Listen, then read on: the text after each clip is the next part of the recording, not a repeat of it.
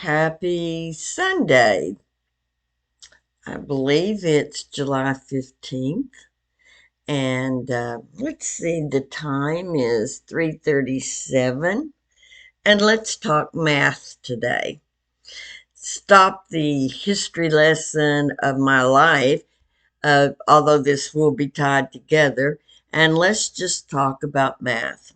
And just before I came on, I got Googling to see if I was a newbie right now, where would I go? What would I look at?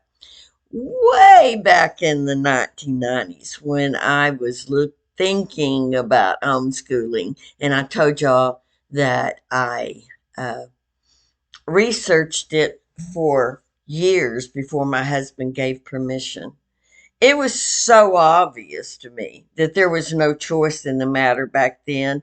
It was Saxon all the way. Saxon all the way. And there was a lady who put out reviews on curriculum named Kathy Duffy. And that was what she said, Saxon all the way. She gave lots and lots of information as how Saxon came to be. And so it was pretty obvious to me I was going to use Saxon. Uh, and I did with my daughter and Ashley, and with my sons while they were still in public school in the summers to keep them active and their brain not go to jello during the summer.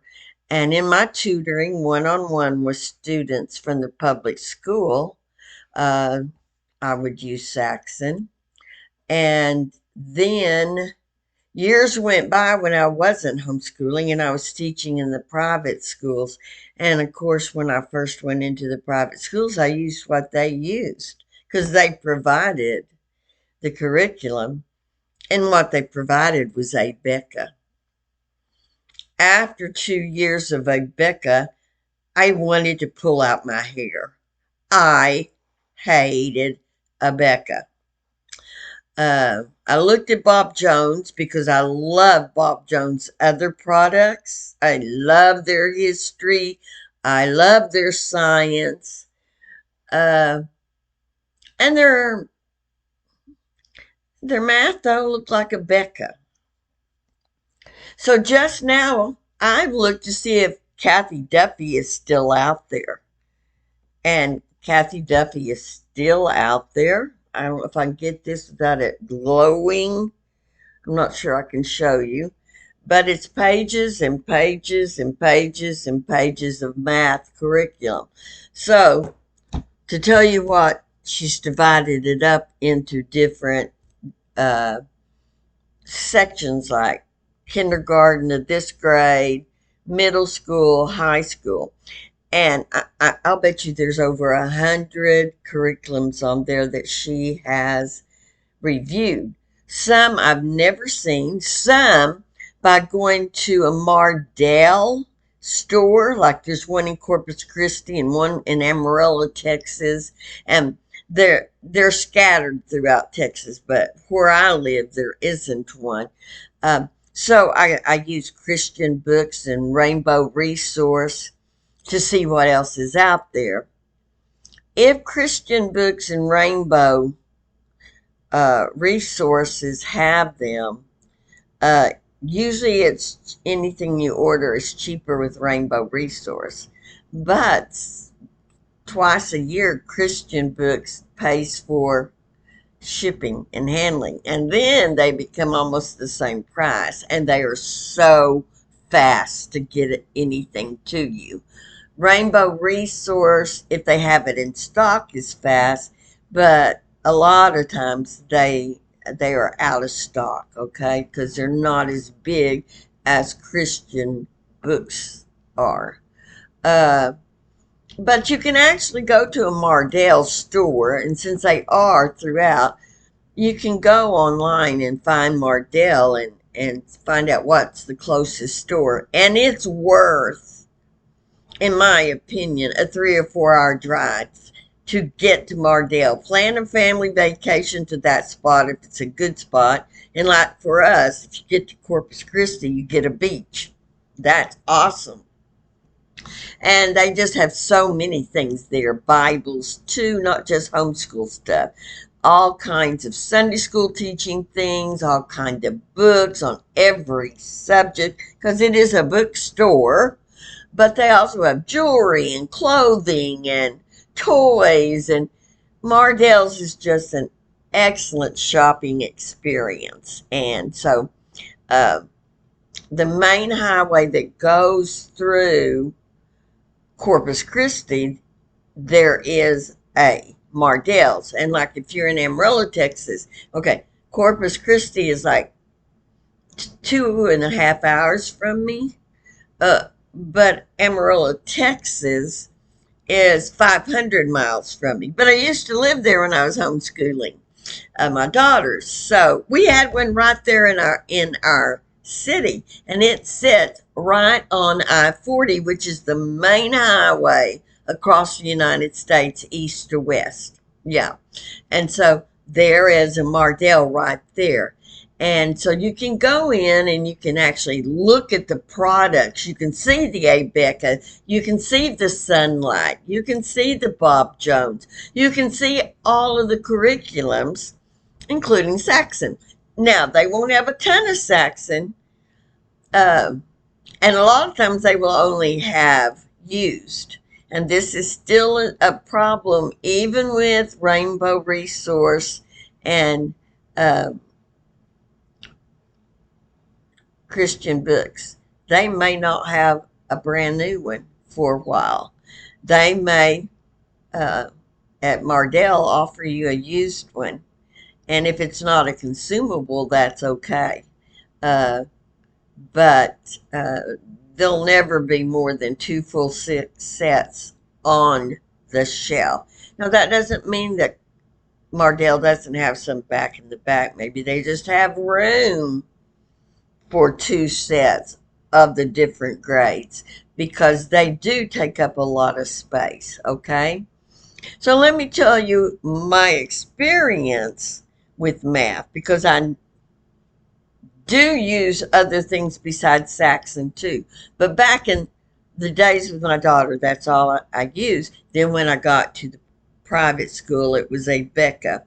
And then, after 2 years of using Abeka, and I do not remember how this happened, someone donated my grades, Saxon, to my school. Now, Saxon has two different kind of formats: a public school version, which is hard copy, and a homeschool that is consumable. And I've used both, and I've had both, and I like the consumable. You can tear out the pages, put them in a hardcover notebook, uh, so that your book gets smaller and smaller as the year goes on, and your notebook of your child's work that's been done grows bigger and bigger as the year goes by. With my third grandson, Nicky, that's what we would do. We'd pull it out and he'd put it in a notebook. Uh, so, but when my daughter homeschooled her boys, she found color math. Okay, now I've since used color math and I love it, love it, love it. It's very different from Saxon, but a same concept. And I'm going to tell you in a minute the difference between Saxon and color math as opposed to Abeka and your normal public school math. I have a bunch of those books too because I'm a bookaholic. When I go into a Goodwill or a thrift shop, I go to the book department. And if there's a math book there, I buy it. You never know when you need to supplement something. Maybe Saxon didn't teach it to where this particular child caught it the first time. Well, if I have a public school one, I'll go look it up and see if their explanation might work with this child better. really have only used that concept with when I'm homeschooling right now. Okay. My daughter had no trouble with anything Saxon. Ashleah had nothing, any problems with it. And let me tell you, it changed my life at the private school. Once I started using Saxon, we won math Olympics down in, we went to another city for math Olympics. We could take three on our team for word problems and three on our team for calculations. And we won every year in my grade level, at least first prize, and normally first, second, and third. And I normally took six kids. However, my last year of teaching, I had a very small class. So the same boys that went for word problems also went for calculation along with one other girl. She went with calculations too. And we won all. They, they give five prizes, but I could only take three per division. We won first, second, third in word, first, second, and third in calculations because we use Saxon math. It's that good. And I looked just now, Kathy Duffy goes over hundreds of math curriculum, but she has a little red mark that she puts by the top 10 of each grade division that she does, and Saxon still got the little red thing. Now, I didn't stop to read to see if it's number one, but it is in her top 10 still. So, uh, shows that it's still really, really good. But what happens somewhere in between homeschooling my daughter and homeschooling the boys now is Saxon and Stephen Hake, who wrote them together to begin with, split up. Yeah. And now on the consumable one, the name that's on the front is Larson. And Saxon publishers are still in existence, but I think Stephen Hakey must have gone with this Larson. I don't know. But it's not just Saxon anymore. It's Stephen Hake has his, and Saxon has his. And Mr. Saxon is deceased now, I believe. I believe Stephen Hankey's still alive. But let me tell you what, when they first wrote Saxon math, they tested it extensively, and they tested it in Oklahoma. And this is what sold me on it before I ever used it. They tested the kids in this public school system, and it could have been more than one public school system, but they tested them on their math before they changed them over to Saxon. And they left the A students, the really good students, your gifted and talented, in the public school curriculum.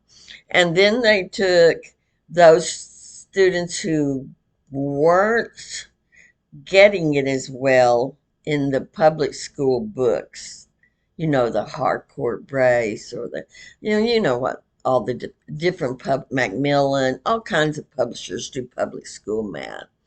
And they took the ones who were struggling and they put them in the Saxon. And then they used them for a year. Those kids were not schooling together. And then they tested them again. And the Saxon kids caught up with the A students. Well, that just told me that there was a difference there, you know. But then, I liked what she said about what made them different than the public schools. And I found out that the same difference in them in the public school was the same difference as Abeka and Bob Jones. And this is what I found when I had to use the Abeka in my sixth grade class, because that's what I taught the first year that I was in private school, and then I moved to fifth grade, was they teach a chapter at a time. Makes sense, right? Like if you were going to teach English, you would study Shakespeare first, right? And then if you were going to maybe go through all of Shakespeare or a different, maybe fables for a while, or maybe poetry for a while. In literature, it makes sense to do that. But what they do in most math curriculums is they introduce number sense for a chapter, place value for a chapter, addition for a chapter, and everything's addition, and then subtraction for a chapter, and they're just building, building, building. Eventually, you get to multiplication for a chapter, division for a chapter. What I found is while you're doing those chapters, the kids are going through what they go through in the summer and losing some of the stuff that they learned. You know, we remember things we see every day, but when we don't see them through 7 chapters, at the end of the year, then you get all of it tested over. You're going to be really good at those last things that you did. And if they got used enough all year long, you'll remember what you had at the first of the year. But if you introduce place value and scientific notation way back the first 6 weeks of school, and you didn't touch it again till the end of school, it's not going to be there in their brain. And they're going to remember what they did last first. If it was multiplication, they're going to remember that. They're going to remember the division.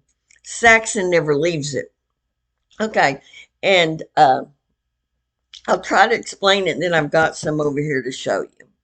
What Saxon does is introduce new concepts each day.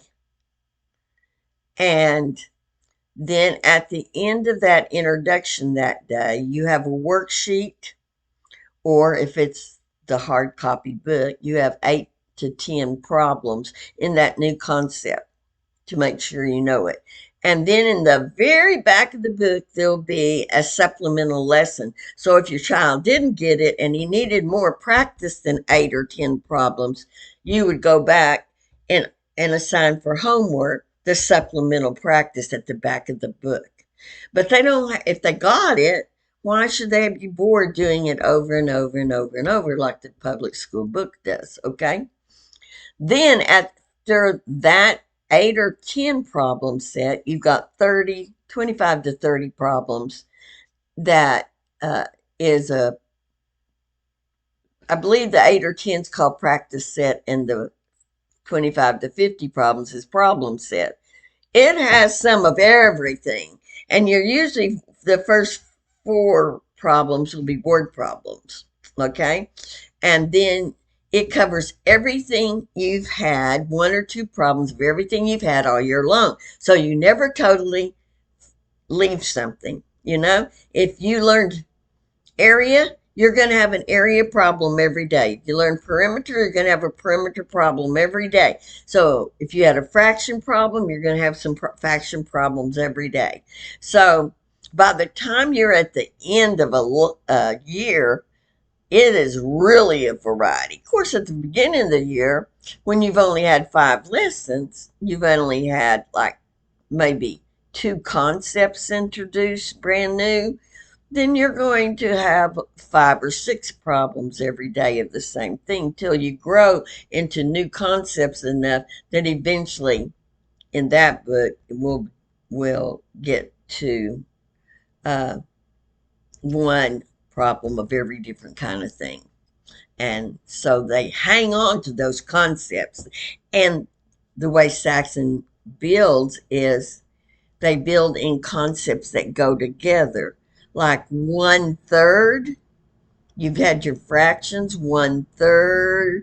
Well, then you get your decimals, and 1/3 as a decimal is 33 and 1.33. And then you get your percents, and that's 33 and 1/3 percent. They will always have those problems together. Yeah. So that you always see how fractions, decimals, percents blend together. I love that concept. You don't have time to forget what fractions were after you finish a chapter of fractions and go to a chapter of this and a chapter of this. I love the interlinking of all the different concepts. And so I changed to Saxon. We dominated Math Olympics against all the other private schools. The first year I went and we didn't dominate, I was in Abeka. I found out there was another school there that was winning lots of places. And I found out they were using Saxon. And I used that to get whoever I got to donate the Saxon to us. And they donated 30 non-consumable Saxon books for fifth grade. And that's what I used because that's the only grade I taught after that. And so there, my math book didn't get used up. The kids were not allowed to write in a non-consumable book. They had to write it out on paper.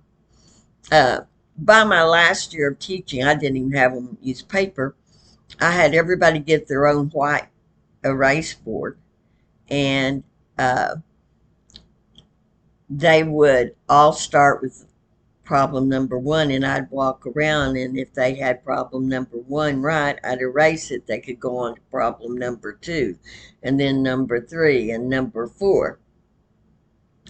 When the really good students got through with the whole problem set, which didn't take them long, your really good students, your ones that are called gifted and talented, will finish it in 10 minutes. Then they got to help me go around and erase it if they got it right. And if they didn't get it right, that really smart kid was assigned to teach it again to that student. Because I found out that students that taught it in that child's language, how young people taught, because sometimes as adults don't talk young people uh, language. And maybe I used a word they didn't understand, or I used an example they didn't understand. My very first year of teaching, sixth grade, we were in Abeka, and there was such a difference between my top 9 students and my bottom 18. I had 27 students. And we were in a big room that had a cafeteria in it in the back. So we could go get our food at the cafeteria and come back and eat in our dining room in the back that had long tables all the way across it. So we had our classroom desk over here and then the eating tables back there. Because when the school was newer, this whole room was the cafeteria, but they had built on a new section that was just for eating, and then this became a classroom. It had doors in front and doors in back. So we could go out to the new cafeteria, get our food, sneak back in our back way, eat at those back tables, and then throw away our trash and go straight to our desks that were clean. And we didn't have a lot of noise. The noise of having all grades in the cafeteria at the same time, you know how that does. In public school, you have to eat quietly. You're not allowed to talk at lunch because there's so much noise when you have 200 kids in a cafeteria and the teachers are always walking around with their hands up, meaning it's too noisy in here. Well, I didn't have to do that when I was in my classroom. They could talk and mingle and have fellowship as they ate lunch because the most I ever had in class was 27. Yeah. And so what I started doing is, if they didn't get that Abeka book, there's another, and I'll have to remember what it is. It's a consumable book that other people besides curriculums carry Spectrum. I went out and I got permission to buy Spectrum workbooks for the grade level we were on. And I would have the kids, and I might get the grade level they were on, not the grade level we were on. You know, if I tested them and gave them a placement test and they tested out in third grade or fourth grade, I got the Spectrum workbook for what they tested at. And then uh, they, when they finished a lesson back there while I was teaching the Abeka stuff to these other kids, would grade it right then. And if they made 80,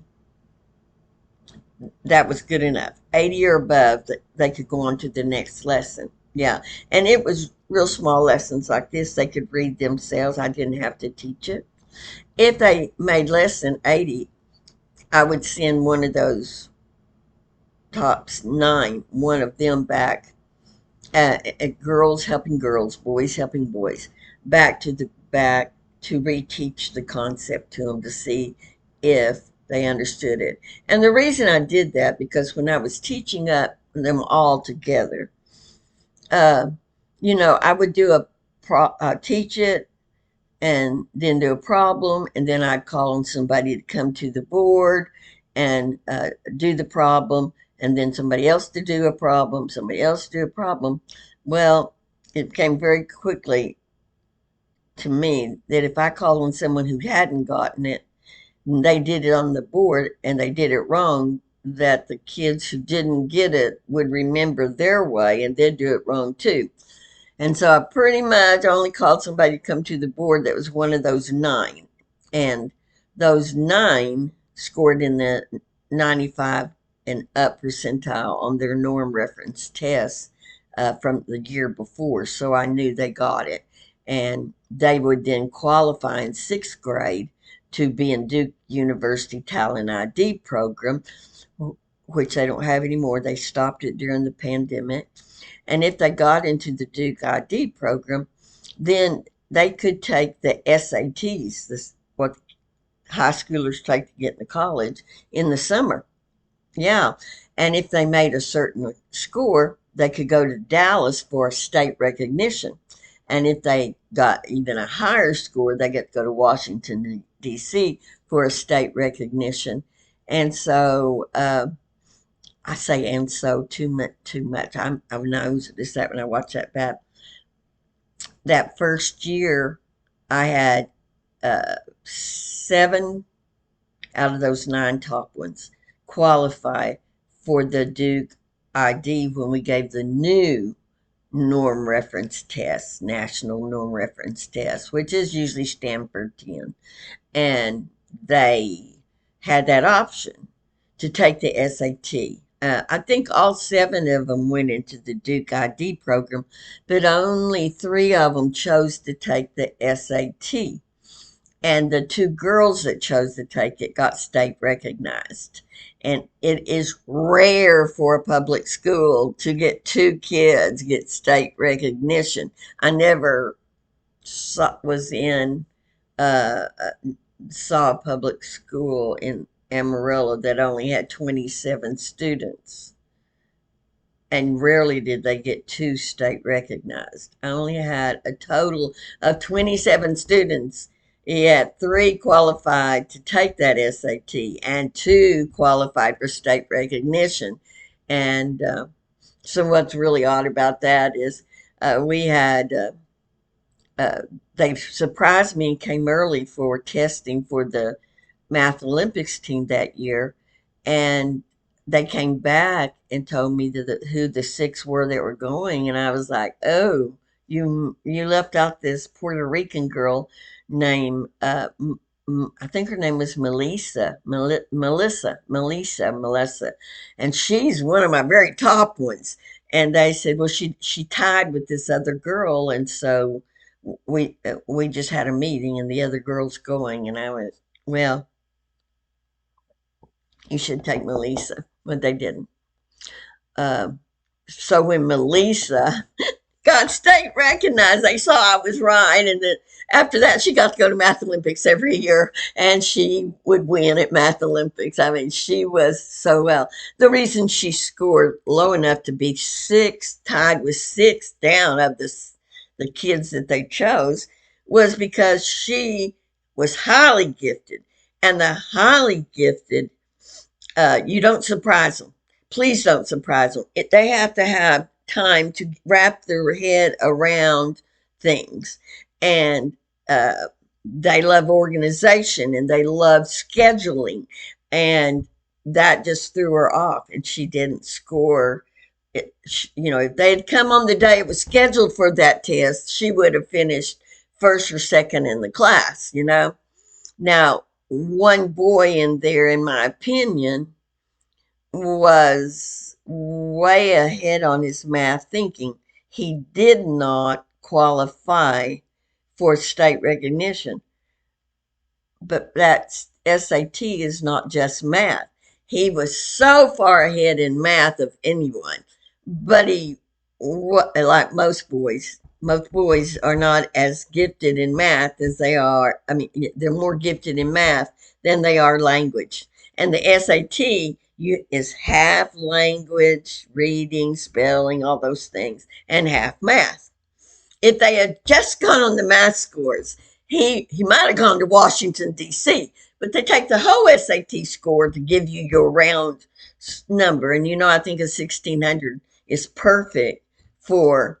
It would be 800 on math, 800 on your verbal skills, and his verbal skills weren't as up with his math scores. I never knew what his math score was, but I'll bet you it was pretty close to an 800 because he was so good.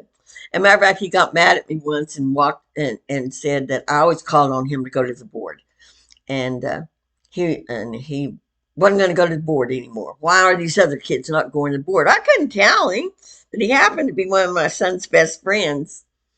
So I told him he was going to go sit down in second grade, and I walked down the hall with him, and I explained that if I called on with some of those other 18, it's going to be put on the board wrong, and we'd spend the rest of the class correcting it on the board, which just would jumble it up in those other kids' minds. And so I purposely agreed that he would have to volunteer to go to the board from that point on. And we went back to the classroom, and I purposely called on one of the other 18 on the next new concept, and this boy didn't get it, and it got everybody confused. And the really bright kids stayed after school, after class when the others left to go to choir. He hung back, which was kind of odd for him to hang back. He usually first out the door, with his friends. And he said, "Miss So and So, I just wanted to tell you, you can call on me anytime you want. I saw it when you had this boy go to the board. I saw why you only have like 7 or 9 of us all are the ones that's at the board." And he totally supported me for that. And even years later, when he got to high school and I saw he was fixing to be in trouble in the library during study hall, I could see he was getting on her nerves, the librarian's nerves. I'd say, "Hey, Michael, you want to come do a problem? It took me this many minutes to do this problem. See if you can beat my time." "Yes, ma'am, I will." And he would come, to my room and work on that problem to see if he could beat my time. He's so smart. And he is an accountant today. Yeah, he's a certified public accountant. He just had it for math. So, anyway, when I finally got Saxon, I didn't have to do that, separate that way, because you can just keep them in that concept until they can do those 8 or 10 right, or supplement at the back of the book, right? Uh, uh, Now with Toby, which is my youngest one, he's profoundly gifted and rarely doesn't. The profoundly gifted usually get things 2 repetitions. But there was one concept this year, and that was using reciprocals to divide fractions. You use the reciprocal, which is flipping the fraction upside down and multiplying. He didn't get it. He didn't get it from Saxon. Um, So I retaught it, and then I put him in a public school book that had like 100 problems. And after he'd done about 15 of them, he said, I get it.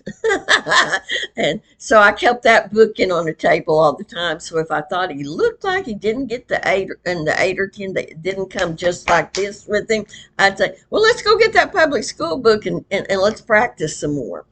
Uh, there wasn't a supplement in the back. Saxon's New Bush books don't have every concept in there in the back supplemental, just if it's new to that book.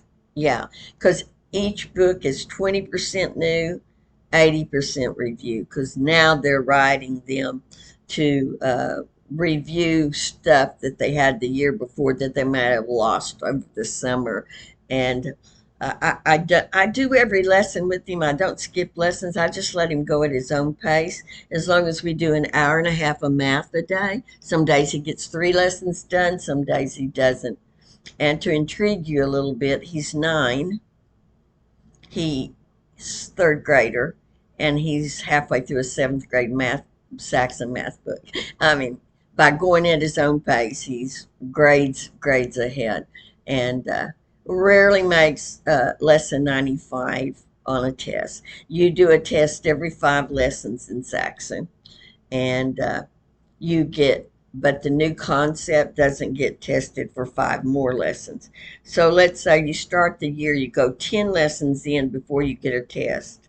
Then at 15, you'll be tested over 1 through 10.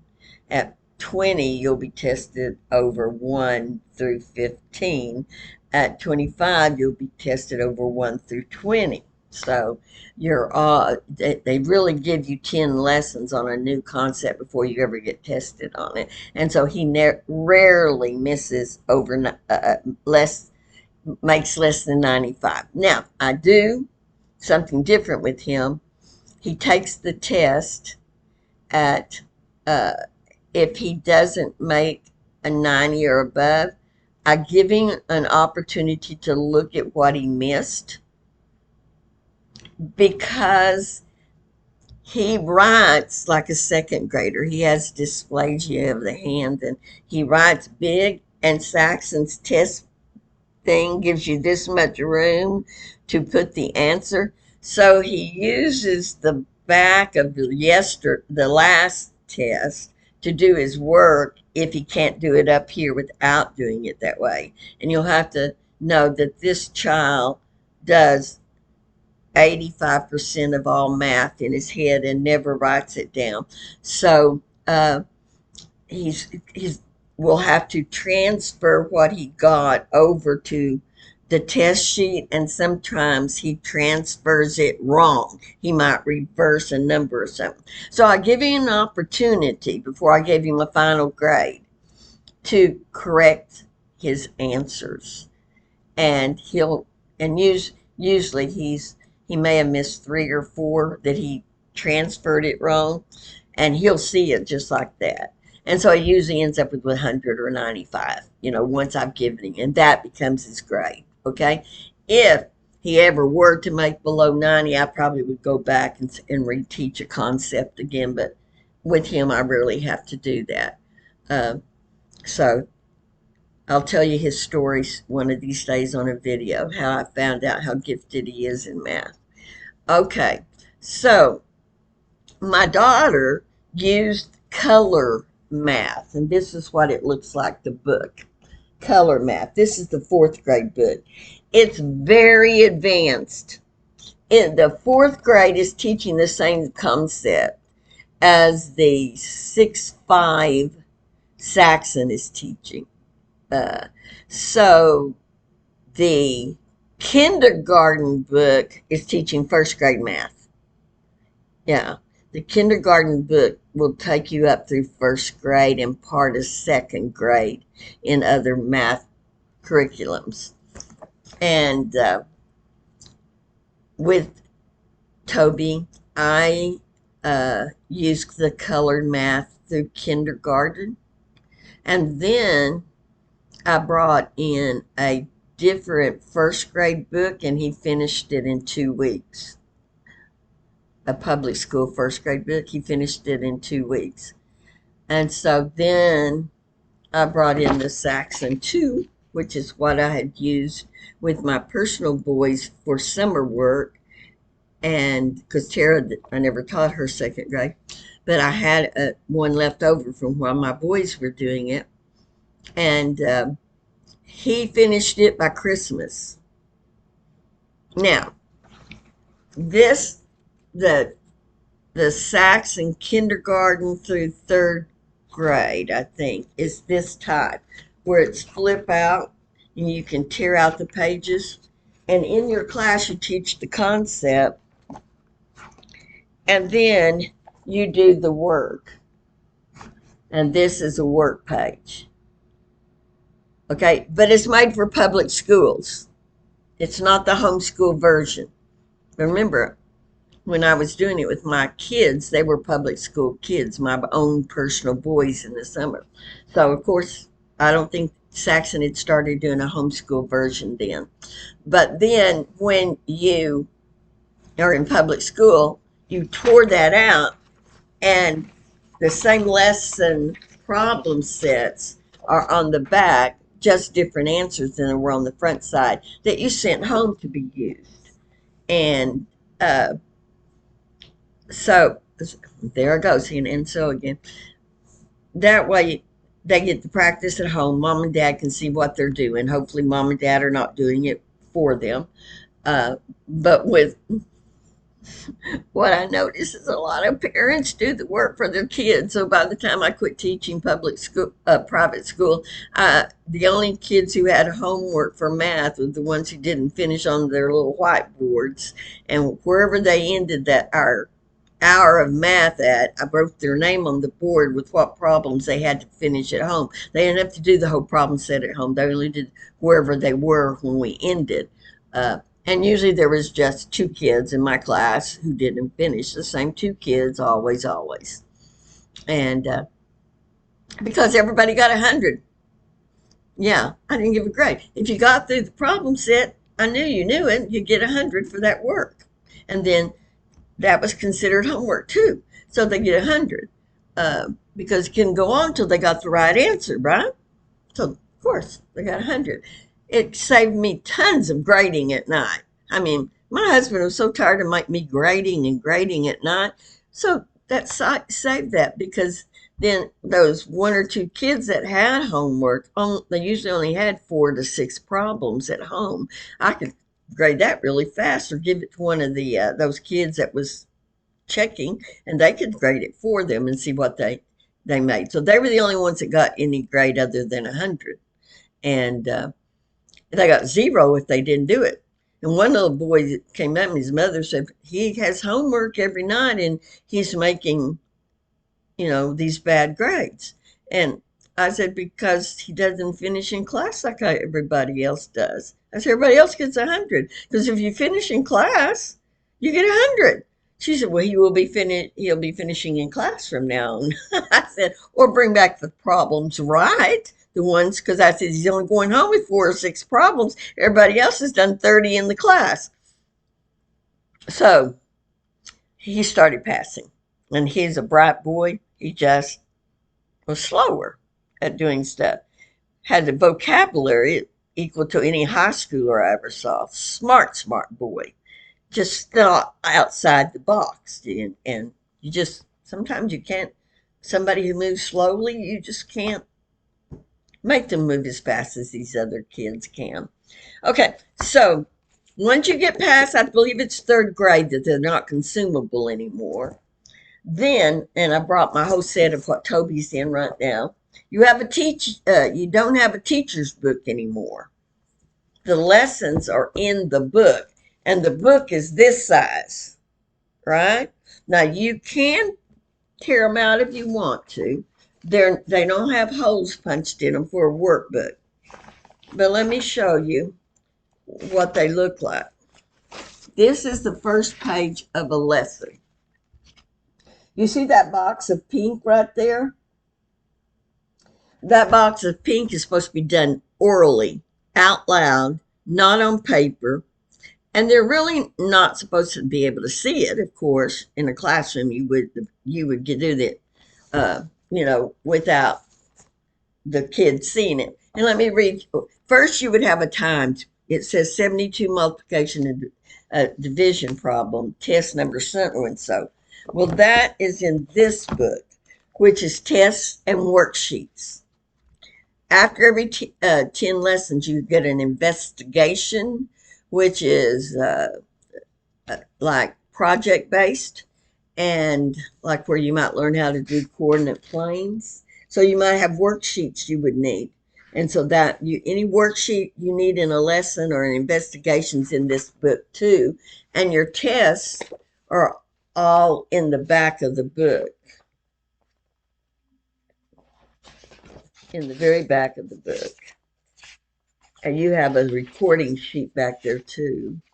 Here's what a test looks like. See how little space you have to put an answer? Most of that handwriting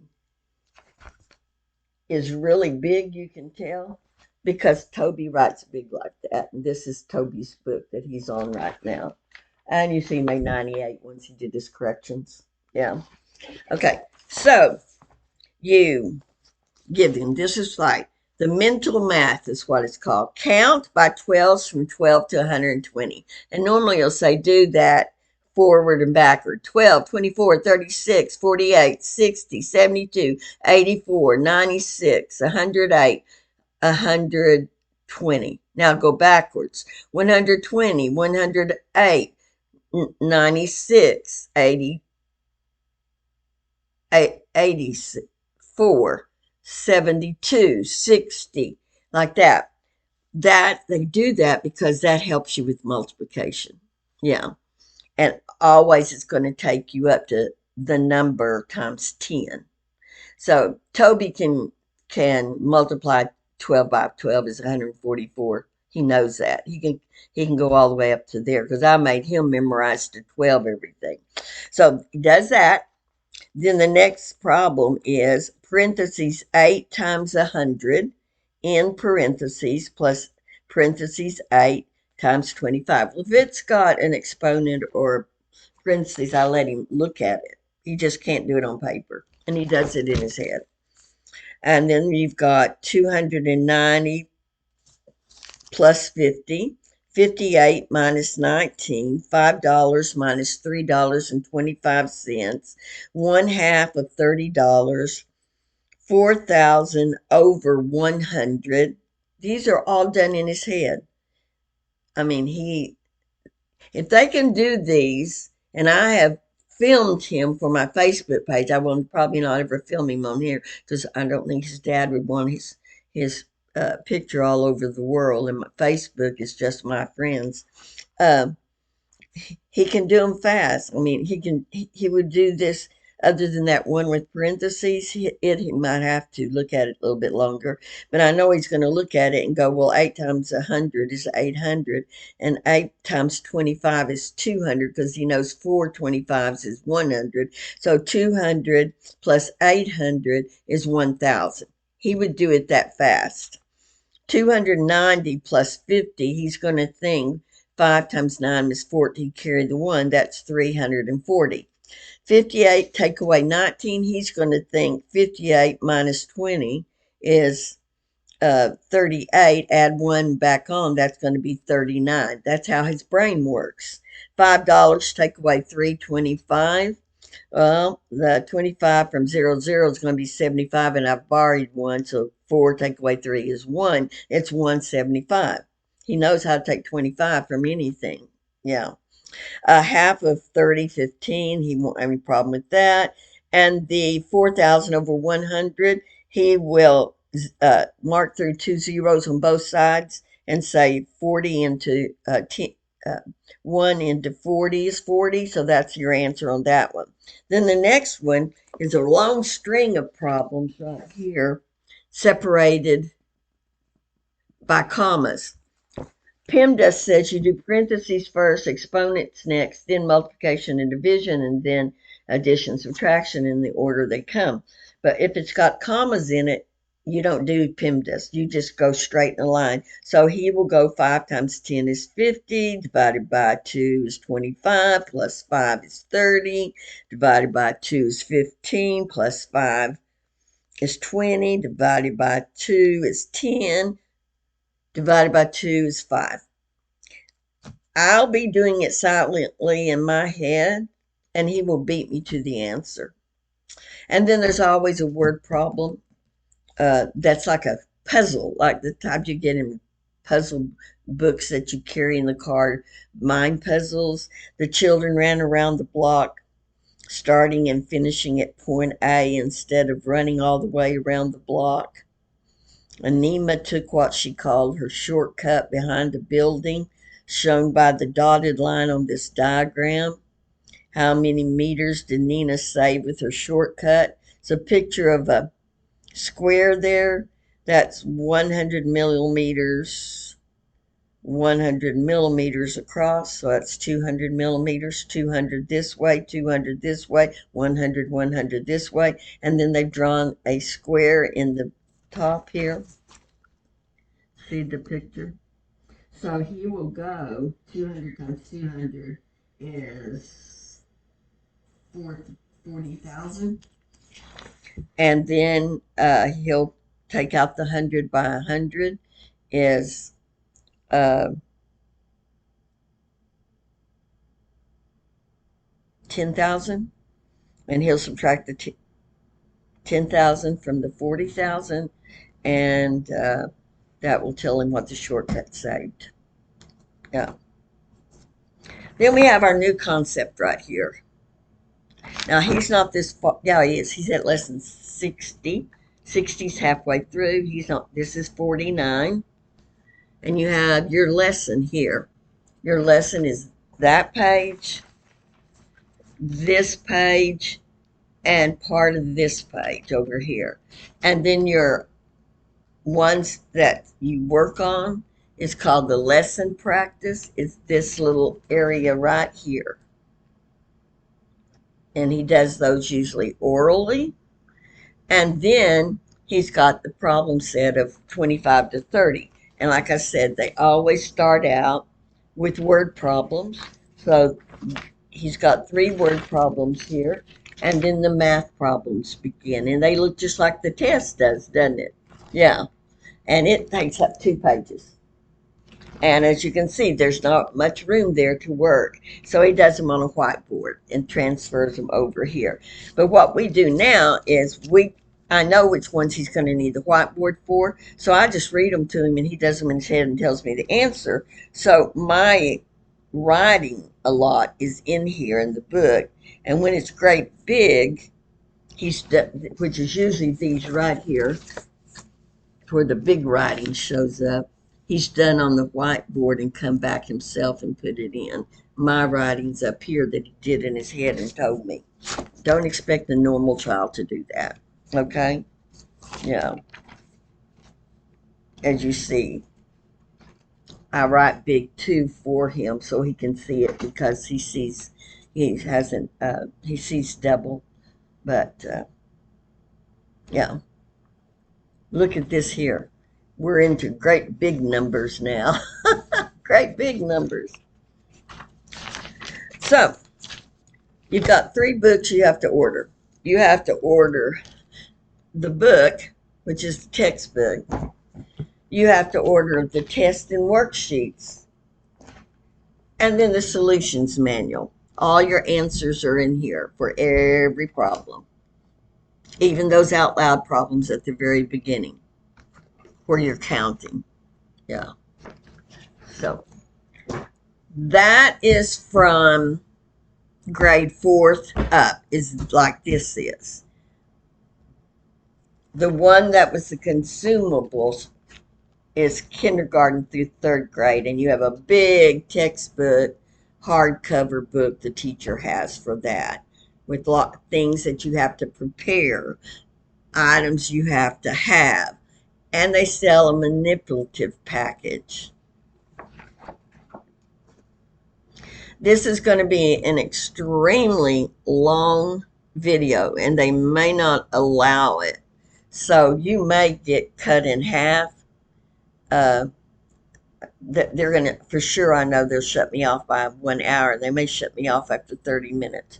So here is a TEKS math book to get you ready for what used to be the TEKS test in Texas. Uh, I have it. It's second grade. I've never used it, but in case you want to see what some other people did. And then I think I'll shut it off here. And next time I'll go over the fourth grade, I'll go over the color math and show you the difference and tell you the story of Toby. Hope to see you next time. Sorry I